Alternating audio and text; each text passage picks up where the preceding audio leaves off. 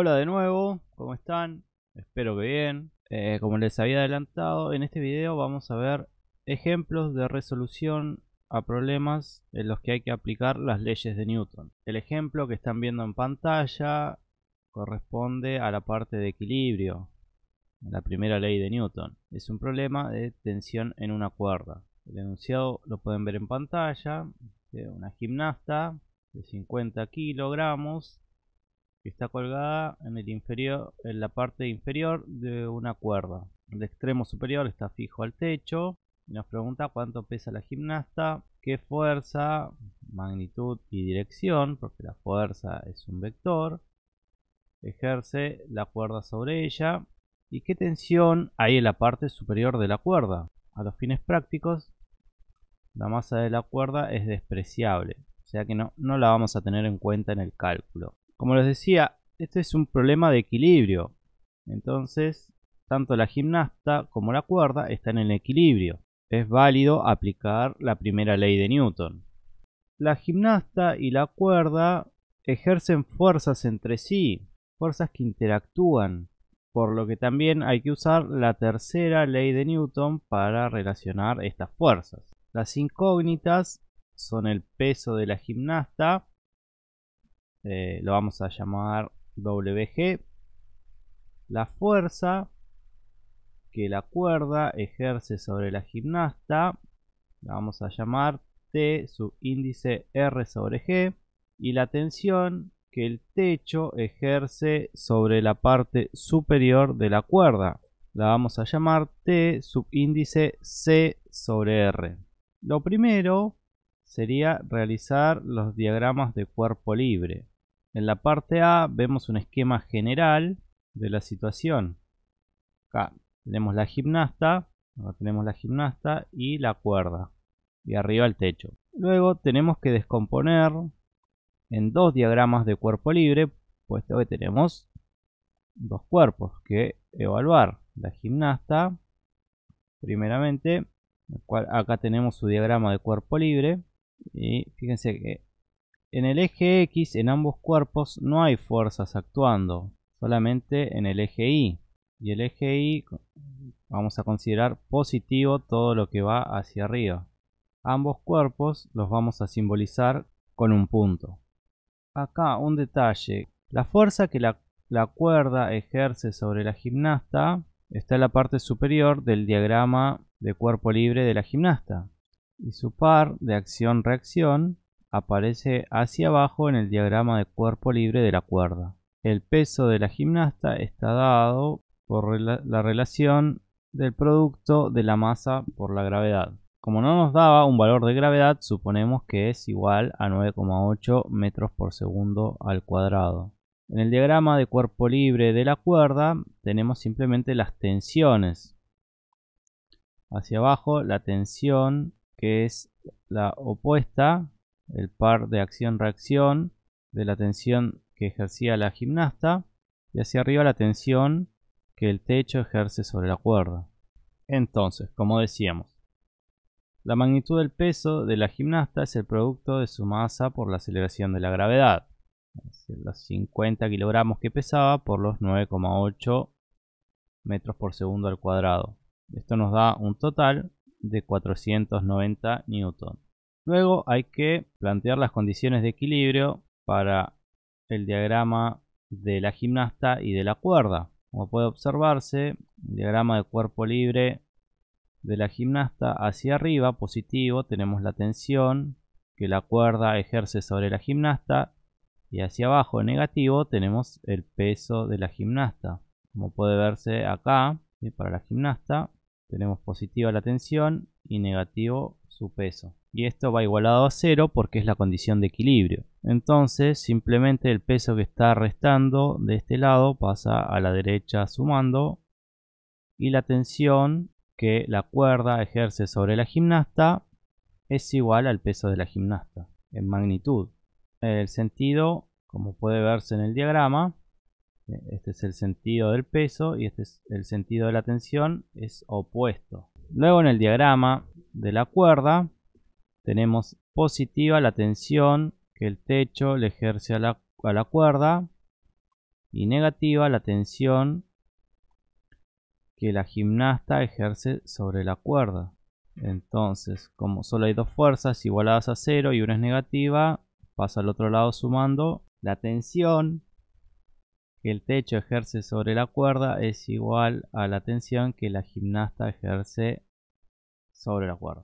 Y como era el par acción-reacción, este es el par, está acá, es el par acción-reacción de la tensión que la cuerda ejerce sobre la gimnasta, el cual ya habíamos averiguado, que vale 490 newton, pero de sentido opuesto. Entonces en magnitud su valor es el mismo, ¿sí? Esto vale 490 newton, pero con sentido opuesto, ¿sí? Esta tiene un sentido opuesto a la tensión que la soga le ejerce a la gimnasta. Veamos ahora el mismo ejemplo, pero con la cuerda con una masa ya apreciable. Es decir, que la cuerda en este caso, como dice el enunciado, va a tener una fuerza peso de 120 newton. Entonces tenemos que calcular la tensión a cada extremo de la cuerda. Vamos a mirar cómo cambia el diagrama de cuerpo libre. Para la gimnasta sigue siendo igual. Tenemos hacia abajo la fuerza peso, hacia arriba la tensión que la cuerda ejerce sobre la gimnasta, y en el diagrama de cuerpo libre para la cuerda ahora tenemos la sumatoria, ¿sí?, del peso de la cuerda con la tensión que la gimnasta ejerce sobre la cuerda, y hacia arriba nos queda nuevamente la tensión que el techo ejerce sobre la cuerda. Acá pueden ver al lado es la sumatoria del peso de la gimnasta más la cuerda. Esto sería si tratamos los dos como un solo cuerpo, ¿sí? Unificamos, y al unificar este par acción-reacción pasa a ser una fuerza interna que no se toma en cuenta en el cálculo. Entonces teníamos para la gimnasta sigue siendo igual la sumatoria de fuerzas, por lo que la tensión sigue siendo 490 newton. Pero ahora, como les decía, la sumatoria de fuerzas para la cuerda va a ser hacia arriba, positivo. Vamos a tener la tensión que la cuerda, el techo ejerce sobre la cuerda. Y en negativo van a ir dos términos que van a ser la tensión que la gimnasta ejerce sobre la cuerda y el peso mismo de la cuerda. Ahora, el peso de la cuerda es dato. Esto es dato, nos lo dice el problema, vale 120 newton. Esta fuerza es igual y opuesta a la de arriba, por lo que vale 490 newton. Entonces, despejando, podemos averiguar la tensión que el techo ejerce sobre la cuerda. Como puede verse, es la sumatoria, ¿sí?, de 490 newton más 120 newton y nos da 610 newton. Como les había mencionado, si trabajáramos con un cuerpo compuesto, estas dos fuerzas serían internas y no las tomaríamos en cuenta. Entonces, en el cálculo para un cuerpo compuesto nos quedaría simplemente que la tensión que el techo ejerce sobre la cuerda va a ser la sumatoria, fíjense, y acá en negativo porque ambas fuerzas peso actúan en dirección del eje Y negativo, del peso de la gimnasta más el peso de la cuerda. Despejando, nos queda que la tensión que estamos buscando es igual a la sumatoria de los pesos, y acá ya pasaron a ser positivos, y nos da de igual manera 610 newton. Este método de tratar a la gimnasta y a la cuerda como un cuerpo compuesto parece mucho más sencillo, y quizás se pregunten por qué no lo usamos desde el principio. Bueno, la respuesta es que con ese método no podíamos obtener la tensión que la gimnasta ejerce sobre la cuerda en el extremo inferior de la cuerda. Entonces, si hay dos o más cuerpos en un problema en el que intervienen las leyes de Newton, lo más seguro es tratar cada cuerpo individualmente. Veamos ahora un ejemplo de equilibrio bidimensional. Como se puede ver en la figura, tenemos un coche al que le sacaron el motor y está sostenido por una serie de cadenas que pasan por un anillo O. Estas cadenas lo sujetan al techo y a una pared. Y nos dice el problema que calculemos las tensiones en las tres cadenas en términos de W. Y para facilitarnos la vida nos dice que los pesos de las cadenas y el anillo son despreciables. Primero, como siempre, es el diagrama de cuerpo libre. Tenemos dos objetos, así que hay que plantear dos diagramas de cuerpo libre. Como puede apreciarse, el motor está colgando, tenemos una cadena sujetando a la pared de la izquierda, y arriba en el techo la cadena no está perpendicular, sino que está formando un ángulo. Fíjense, esta es la horizontal del techo y acá la cadena forma un ángulo de 60 grados. Con estos datos nos vamos a los diagramas de cuerpo libre. Para el motor es sumamente sencillo, no hay fuerzas en las horizontales, solamente en la vertical. Tenemos hacia arriba la tensión y hacia abajo el peso del motor. Para el anillo, el punto central acá es este punto. Tenemos fuerzas en los dos ejes. En la horizontal tenemos la tensión hacia la pared de la izquierda y la componente horizontal de la tensión 3, ¿sí? La componente horizontal. En la vertical tenemos la componente vertical de la tensión, ¿sí?, positiva, y hacia abajo la tensión, o sea, la reacción de acá. Ahora bien, ¿cómo trabajamos este ángulo? Bueno, fíjense que el ángulo está de este lado. En el diagrama de cuerpo libre estaría acá. En este lado estaría el ángulo. Por regla de los ángulos, este ángulo también lo podemos encontrar acá. Por eso aparece de este lado. También podríamos usar este ángulo, sí. Pero bueno, es más sencillo encontrarlo de este lado y usar este ángulo para trabajar. ¿Podríamos usar el ángulo que está acá? Sí. Serían 90 menos 60. Pero vamos a trabajar con los 60 que ya encontramos, ¿sí?, a fin de no hacer tanto cálculo y minimizar la posibilidad de equivocarnos luego los cálculos. Entonces, dicho esto, vamos a pasar a escribir nuestro sistema en equilibrio en forma de ecuaciones. Como les decía, para el motor tenemos la tensión 1 positivo y restando el peso del motor. Como está en equilibrio, se iguala a 0 y despejando la tensión 1 es igual al peso del motor.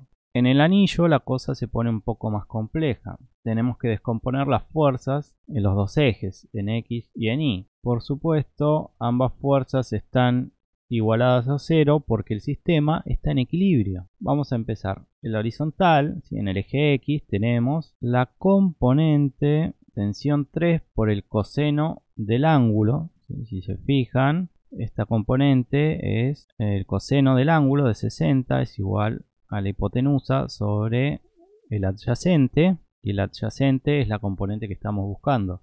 Por eso es la magnitud T3 por el coseno del ángulo. Restando aparece la tensión 2. Fíjense que está apuntando hacia el eje negativo de las X. En la vertical tenemos lo mismo, la tensión 3, pero con la función opuesta, que es la que nos da esta componente de acá, esta. Bueno, en vectores sería esta componente. T3 por el seno de 60 y negativo está restando la tensión 1, ¿sí?, que era la reacción de la fuerza anterior del motor, igualado a 0. Acá ya tenemos un dato, que T1 es igual al peso, entonces despejando y reemplazando, acá T1 pasa a este lado como más T1 o más W, como se ve acá, y el seno de 60 pasa dividiendo, está acá. Bueno, para encontrar este número lo que se hace es 1 sobre el seno de 60 grados. 1 sobre el seno de 60 grados es igual a 1,15 a 1,155. Entonces, si T3 es igual a 1,155 veces el peso, podemos reemplazarlo en la sumatoria de fuerzas en X y encontrar T2.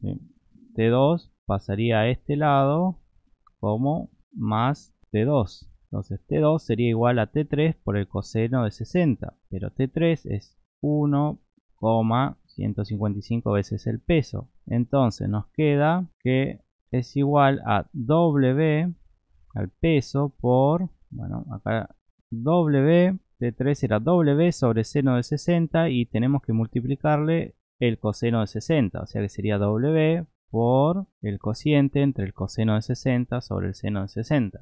Y esto nos da esta relación de casi 0,6 veces el peso. La tensión 2 es casi 0,6 veces el peso, y la tensión 3 en magnitud es la fuerza peso ampliada 1,155 veces, como se puede ver acá. Por lo que, resumiendo, nuestros resultados muestran que la cadena que sujeta al techo ejerce una fuerza sobre el anillo de magnitud T3 que es mayor que el peso del motor. Parece raro, pero miremos que la componente vertical de esta fuerza es igual a la tensión 1, que a la vez es igual al peso. Pero como además la fuerza tiene una componente horizontal, su magnitud T3 tiene que ser algo mayor que el peso W. Por lo tanto, la cadena que sujeta al techo es la que está sometida a una tensión mayor y es la que es más susceptible a romperse. Este es un problema de los que parece difícil al principio, y hubo que tener en cuenta ambos cuerpos. No pudimos unificar como la vez pasada en un solo cuerpo. Era importante descomponer en ambos cuerpos y plantear la sumatoria de fuerzas, los diagramas de cuerpo libre, la sumatoria de fuerzas, y empezar a buscar condiciones que nos permitan llegar a un resultado. Ahora veamos un ejemplo de un plano inclinado. El enunciado nos dice que un automóvil de peso W descansa sobre los rieles inclinados de una rampa que conduce a un remolque. Solo un cable conectado al auto y al armazón del remolque evitan que el auto baje la rampa. Suponemos entonces que los frenos y la transmisión del auto están desactivadas. El problema nos pide que calculemos la tensión en el cable y la fuerza con que los rieles empujan a las ruedas. Entonces veamos, el automóvil está en equilibrio, así que vamos a usar la primera ley de Newton. La rampa ejerce 4 fuerzas sobre el auto, una en cada rueda. Por sencillez vamos a juntar todas esas fuerzas en una sola. Y otra simplificación es que hay muy poca fricción sobre el auto, así que vamos a despreciar esa componente. Por lo tanto, podemos decir que la rampa solo ejerce una fuerza sobre el auto que es perpendicular a los rieles. Esta fuerza aparece porque los átomos de la superficie de los rieles se resisten a que los átomos de los neumáticos pasen por ellos. Esta fuerza la vamos a llamar fuerza normal. Las dos incógnitas que tenemos van a ser la magnitud de la fuerza normal, N, y la magnitud T de la tensión del cable. Bueno, ¿cómo vamos a hacer esto? Primero vamos a dibujar un esquema de la situación. Este es el auto siendo tirado por el cable, ¿sí? Por el cable del remolque, y acá están las fuerzas. Tenemos el ángulo, la fuerza peso, la tensión del cable y la fuerza normal. Luego vamos a hacer un diagrama de cuerpo libre, y como ven tenemos acá descompuesto la fuerza peso en sus componentes, ¿sí?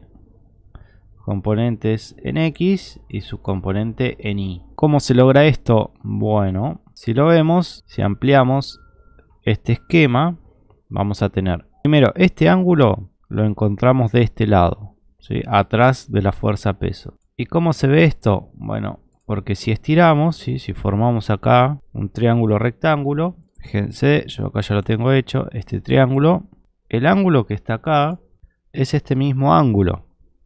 Y para que lo vean, voy a rotar la figura y van a ver que coincide el ángulo. Entonces, de esta manera, este ángulo está de este lado. Luego, por trigonometría, se obtienen las componentes, ¿sí? Lo siguiente es nuestro eje de coordenadas. ¿Sí? Como habíamos dicho, algo útil, ¿sí? Una herramienta útil era rotar los ejes de tal manera que el eje X quede paralelo a la superficie del plano, o sea, a esta superficie. Por eso el eje X toma esta forma, ¿sí? Y el eje Y esta. Quedan rotados y utilizamos el ángulo que está de este lado. Antes de plantear las condiciones de equilibrio es conveniente ver las componentes de cada peso.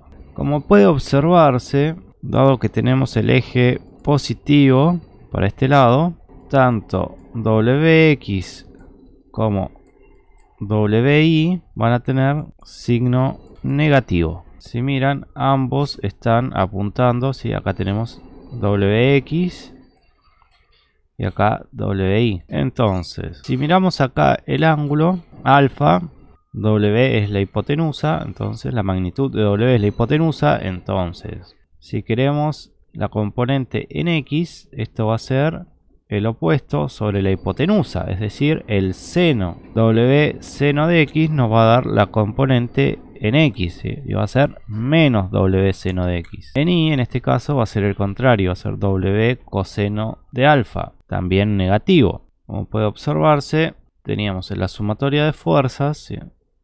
En X, la tensión que teníamos tirando del cable, esta era la tensión, y hacia abajo teníamos negativa, teníamos la componente en X del peso.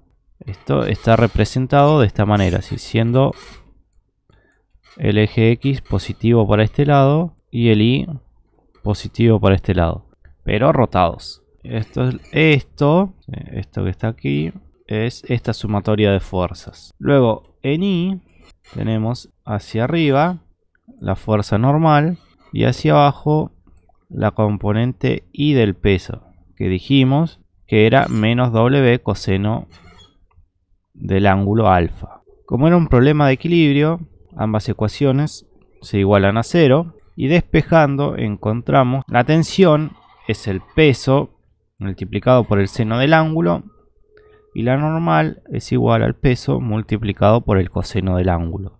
Es decir que los valores que obtenemos para t y para n dependen del valor de alfa, o sea, del ángulo. Si el ángulo fuera 0, entonces el seno de 0 nos daría 0 y el seno de 0 nos daría 0 y el coseno de 0 daría 1. Y estaríamos en un caso en el que los rieles serían horizontales. Si el ángulo fuera 90 grados, el seno de 90 sería 1 y el coseno de 90 sería 0. Entonces la tensión sería igual a la fuerza peso y la normal sería 0. Y esto nos lleva a hablar de un error muy común, que es suponer que la magnitud siempre es igual a la fuerza peso. Bueno, acá hemos visto que no. Hemos despejado las ecuaciones y hemos visto que n no es igual a la fuerza peso, o a la magnitud de la fuerza peso, sino que ahora también está afectada por el ángulo que forma. Por lo tanto, siempre es mejor tratar la fuerza normal como una variable y calcular su valor. Por último, bueno, utilizamos la primera ley de Newton porque el auto no está siendo acelerado, es decir, se está moviendo con una velocidad constante. Y la primera ley de Newton se aplica a objetos en reposo y a objetos con movimiento constante y no acelerados. Por eso el cálculo es el mismo. Veamos ahora un ejemplo de tensión en una polea sin fricción. Supongan que se están sacando bloques de granitos de una cantera por una pendiente de 15 grados sexagesimales. Por razones ecológicas también se está echando tierra en la cantera para llenar los agujeros. Para simplificar el proceso, usted diseña un sistema en el que una cubeta con tierra de peso W2, incluida la cubeta, tira un bloque de granito en un carro de peso W1, ¿sí? De magnitud W1, incluido el carro, sobre rieles de acero al caer verticalmente a la cantera. Determine qué relación debe haber entre la magnitud del peso 1 y el peso 2 para que el sistema funcione con rapidez constante, ¿sí? Rapidez constante. Bueno, ignoramos la fricción en la polea y en las ruedas del carro y el peso del cable. Entonces, dijimos velocidad constante, por lo tanto los dos cuerpos están en equilibrio y podemos aplicar la primera ley de Newton a cada uno. Las dos incógnitas son los pesos W1 y W2. Las fuerzas que actúan sobre la cubeta son su peso W2 y una tensión hacia arriba ejercida por el cable. Ahora, sobre el carro van a actuar tres fuerzas. Su peso, W1, una fuerza normal ejercida por los rieles y una fuerza de tensión del cable. Como estamos ignorando la fricción, suponemos que los rieles no ejercen ninguna fuerza paralela a la pendiente. Este ejemplo es idéntico al anterior. Igual que en ese ejemplo, no todas las fuerzas que actúan sobre el carro tienen la misma dirección. Así que vamos a usar ambas componentes en la primera ley de Newton. Además estamos suponiendo que el cable no tiene peso, así que las fuerzas de tensión que la cuerda ejerce sobre el carro y la cubeta tienen la misma magnitud T.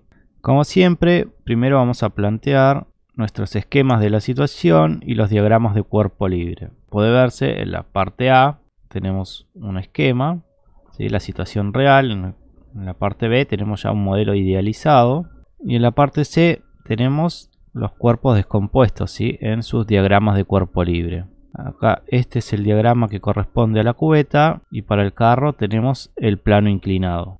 Como siempre vemos acá en la cubeta tenemos el peso de la cubeta tirando hacia abajo, negativo, va a estar negativo en la ecuación, y hacia arriba la tensión. En el eje de las X no interviene ninguna componente.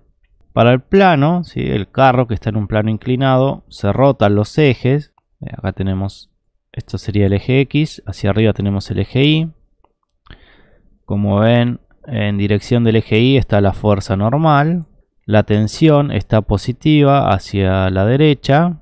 Hacia abajo teníamos la magnitud del peso del carro, en el cual tenemos sus componentes.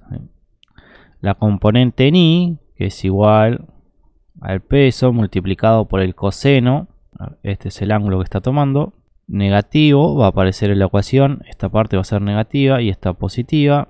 Y en el eje de las Y tenemos también la componente del peso, que es la magnitud de W1 multiplicada por el seno del ángulo, ¿sí? Esto está acá, se ve de acá, en esta parte. Toman este ángulo, ¿sí?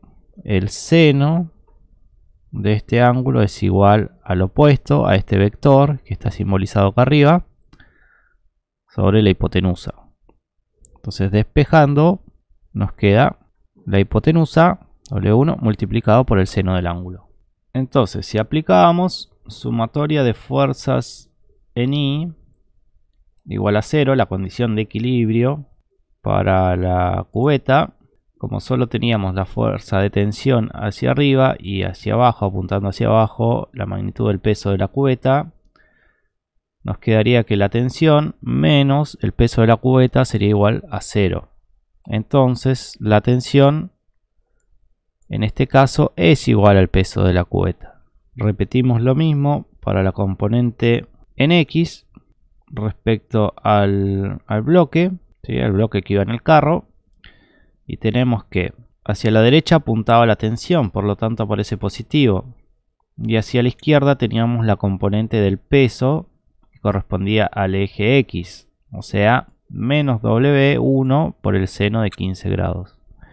Entonces la tensión es igual al peso 1 por el seno de 15 grados. Ahora, como ven, estas dos ecuaciones pueden igualarse. Entonces nos queda que W2 es igual a W1 por el seno de 15 grados. Si aplicamos seno de 15 grados en la calculadora, nos va a quedar como 0.26 veces W1. O sea, W2 va a ser 0,26 veces W1. Nuestro análisis no depende de la dirección del movimiento, solo de que la velocidad sea constante. Por lo tanto, el sistema puede moverse con rapidez constante en cualquier dirección. Si el peso de la cubeta con tierra es de 26% el peso del carro, o sea, los 0,26 veces, también observen que no tuvimos que aplicar la ecuación de sumatoria de fuerzas en Y igual a 0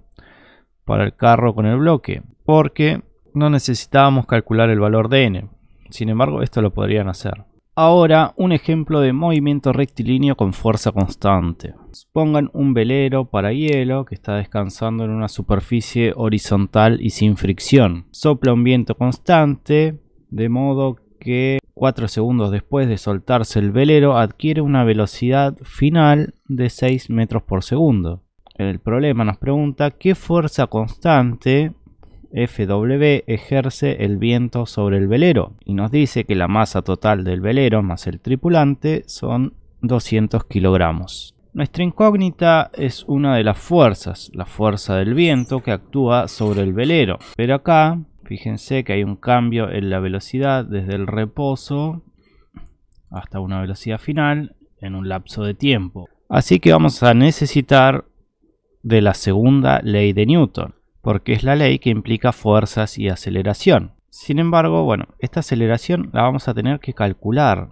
Por otro lado, suponemos que el viento es constante, así que las fuerzas no van a cambiar con el tiempo y la aceleración va a ser constante. Lo primero sería plantear el diagrama de cuerpo libre para el velero y el tripulante considerados como una unidad, es decir, como un solo cuerpo. Vamos a ver esto. Fíjense qué dibujazos tengo acá, craqueadísimos. Tenemos acá la situación, de este lado la situación, y al lado, tratados como una masa puntual, este conjunto. Entonces tendríamos hacia arriba el eje Y positivo, hacia la derecha el eje X positivo. Tenemos el peso y la normal paralelos en el eje Y, la normal hacia arriba, hacia los positivos del eje Y, y el peso negativo en el eje Y. Por otro lado, tenemos la fuerza del viento actuando hacia la derecha y la aceleración también producida en el mismo sentido de esta fuerza, hacia la derecha. Habíamos dicho que bueno, la aceleración no era un dato, pero podíamos averiguarlo, dado que parte del reposo y tiene una velocidad inicial a 0 metros por segundo y una velocidad final de 6 metros por segundo después de un tiempo de 4 segundos. La ecuación que nos va a permitir obtener esta aceleración es la que vimos en movimiento rectilíneo uniformemente variado, que nos decía que la velocidad final era igual a la velocidad inicial más la aceleración por el tiempo. Luego del diagrama de cuerpo libre teníamos la sumatoria de fuerzas en el eje X, en las que simplemente teníamos la fuerza del viento, que era igual al producto de la masa por la aceleración. ¿Sí? Acá es la masa del conjunto. Y en el eje Y simplemente teníamos la normal menos la fuerza peso, es decir, la masa multiplicada por la gravedad. Vamos por la aceleración. Despejando de esta fórmula, la aceleración nos queda como la velocidad final menos la velocidad inicial sobre el tiempo. Es decir, 6 metros por segundo menos 0 sobre 4 segundos. Y esto nos daría una aceleración de 1,5 metros por segundo al cuadrado. Entonces, la fuerza del viento va a ser los 200 kilogramos por la aceleración. 1,5 metros por segundo al cuadrado. Esto nos daría un total de 300 kilogramos por metro sobre segundos al cuadrado. Y kilogramo por metro sobre segundo al cuadrado es newton. Entonces la fuerza nos queda igual a 300 newton. Y ahora, ¿qué pasaría si existiese fricción? Es decir, el mismo ejemplo, pero con una fuerza de fricción horizontal constante de 100 newtons. ¿Qué fuerza debería ejercer el velero para mantener esa aceleración constante? Bueno, ahora se añade, si ven el diagrama de cuerpo libre, lo que apareció fue esta fuerza, que es la fuerza de fricción. Como siempre, la fuerza de fricción es opuesta al movimiento, entonces está en el eje X hacia la izquierda. La sumatoria de fuerzas se mantiene igual, excepto en el eje X. ¿Sí? En el eje Y no cambia, seguimos teniendo la normal y el peso, pero en el eje X se añade restando la fuerza de fricción. Como está restando, pasa al otro lado sumando, es decir, acá teníamos los 300 newtons, le sumamos los 100 newtons de la fuerza de fricción y nos queda que ahora, cuando hay fricción, si una fricción de 100 newtons, el viento tiene que ejercer una fuerza de 400 newtons para mantener esta aceleración constante. Ahora un ejemplo de tensión en un cable de elevador. Supongan un elevador y su carga que tienen una masa total de 800 kilogramos y en principio estaría descendiendo a 10 metros por segundo.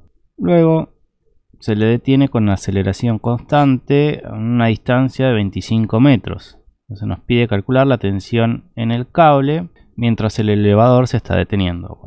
Este es un ejemplo capcioso, ¿sí?, en el cual la aceleración está hacia arriba.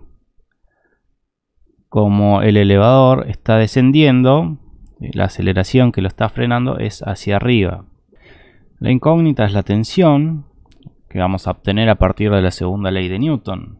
La aceleración, como los ejemplos que ya vimos, vamos a tener que obtenerla usando alguna de las fórmulas para la aceleración constante. Bueno, como siempre, lo primero es plantear el diagrama de cuerpo libre. Ahí lo tenemos en pantalla. Si tenemos el elevador que está bajando, en su diagrama de cuerpo libre lo tratamos como siempre análogo a una masa puntual, en el cual en el eje Y tiene hacia abajo, hacia los negativos, la fuerza peso, hacia arriba la tensión del cable y la aceleración también hacia arriba. En el eje X no hay fuerzas actuando. Entonces la sumatoria de fuerzas nos quedaría como la tensión menos el peso, que es igual a la masa del elevador por la aceleración que lo está afectando. Despejando nuestra incógnita, tenemos que la tensión es igual a la aceleración, o sea, a la masa por la aceleración del ascensor, más el peso del ascensor, ¿sí?, la fuerza peso que actúa sobre el ascensor. Esto nos quedaría como masa por gravedad más masa por aceleración.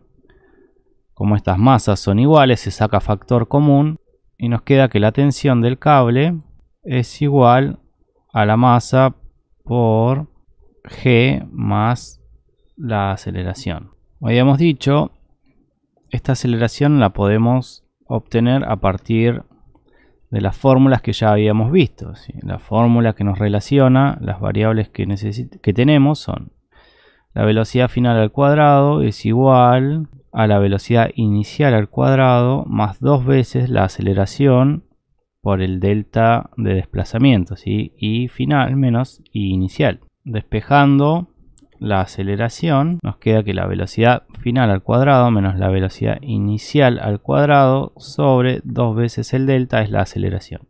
La velocidad final va a ser 0 metros por segundo, porque es la velocidad cuando el elevador está en reposo. La velocidad inicial eran los 10 metros por segundo que tenía el elevador, pero negativo, ¿sí?, puesto que el movimiento, la velocidad iba hacia abajo. Esto era B. Y 2 veces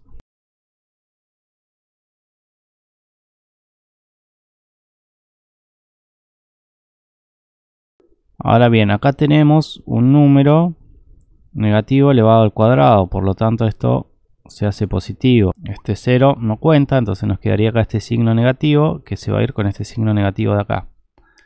Y nos queda que es un valor positivo, ¿sí?, de 2 metros por segundo. ¿Y esto tiene lógica? Sí, porque esta aceleración lo que está haciendo es, al tener nosotros nuestro vector velocidad, lo que hace esta aceleración es ir disminuyendo el valor de esta velocidad hasta hacerlo 0, como están viendo acá. Volviendo, ahora sí podemos sustituir este valor de aceleración en este lado, ¿sí? G son los 9,8. Por tanto, si hacemos la cuenta del peso del ascensor, los 800 kilogramos más la suma de las aceleraciones de la gravedad y del ascensor, nos daría que la tensión es de un total de 9440 newtons. Lo cual es lógico porque debe haber una fuerza neta hacia arriba que produzca la aceleración que detiene el elevador. Veamos ahora un ejemplo de fricción en movimiento horizontal.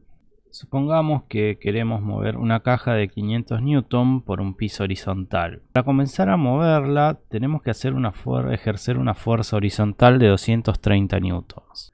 Una vez que la caja se libera, entre comillas, y comienza a moverse, puede mantenerse a velocidad constante con solo una fuerza de 200 newtons. Entonces nos pregunta cuáles son los coeficientes de fricción estática y cinética, es decir, los mu dinámicos y el mu estático. Ante todo, lo primero es los diagramas. Acá tenemos nuestra caja. Acá está alguno de ustedes tirando de la caja por medio de una cuerda. Tenemos dos situaciones. Vamos a hacer un diagrama para la caja. Uno justo antes de comenzar a moverse y otro una vez que empieza a moverse.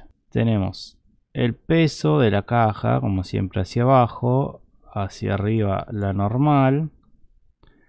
Hacia la derecha está la tensión, en el primer caso de 230 newtons, en el segundo de 200 newtons, y en ambos casos hacia la izquierda tenemos la fuerza de fricción. En el primer caso la fuerza de fricción estática y el segundo la dinámica. Planteemos nuestra sumatoria de fuerzas para el primer caso. Tenemos en el eje Y, más sencillo, la normal, positiva, menos la fuerza peso. La fuerza peso, en este caso ya despejando, así como esto es un sistema que está en equilibrio, porque en el primer caso no hay movimiento. La normal es igual al peso y ambas equivalen a 500 newton. Por otro lado, en el eje X tenemos la tensión, positiva porque estaba hacia la derecha, y hacia la izquierda, negativa, nos va a aparecer en la ecuación la fuerza de fricción estática máxima. Si despejamos, la tensión es igual a esta fuerza, ¿sí?, en magnitud, pero son de sentido opuesto, y era igual a 230 newton. ¿Por qué lo dice el problema? Estamos en el momento antes de iniciar el movimiento. Para obtener el mu estático, ¿sí?, tenemos que usar la ecuación que lo relaciona con la normal.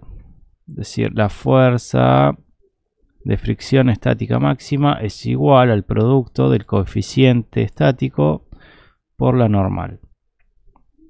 Despejando, si el coeficiente, nos queda que es el cociente entre la fuerza de fricción estática máxima sobre la normal. La normal vimos que valía 500 newtons y la fuerza de fricción valía 230 newtons. El cociente entre ellos es 0,46 y es adimensional porque habíamos visto que estos coeficientes no tienen unidades. Una vez que empieza el movimiento, ¿sí?, la tensión cambia de valor a 200 newtons. El mu dinámico también va a modificar su valor.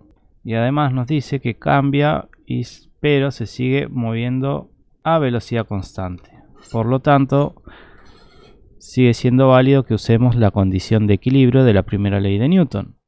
Nuevamente lo que cambia aquí es el valor de la tensión, que ahora pasa de 230 a 200 newton. El cálculo vuelve a ser el mismo, o sea, sería análogo, porque la fuerza de fricción dinámica también es igual al producto del mu dinámico por la magnitud de la normal. Entonces nuevamente planteamos este cociente, ¿sí?, y además la tensión sigue siendo igual en magnitud a la fuerza de fricción dinámica, pero de sentido opuesto. Entonces nos queda el cociente entre 200 newton y 500 newton, y esto nos da un valor de 0,40, también adimensional. Fíjense que acá el mu estático es mayor que el mu dinámico, y que la fuerza para mantener el movimiento, ¿sí?, estos 200 newton, es menor que la fuerza para iniciar el movimiento, ¿sí?, para vencer la inercia del cuerpo. Por lo tanto, podemos concluir que es más fácil mantener la caja en movimiento que empezar a moverla.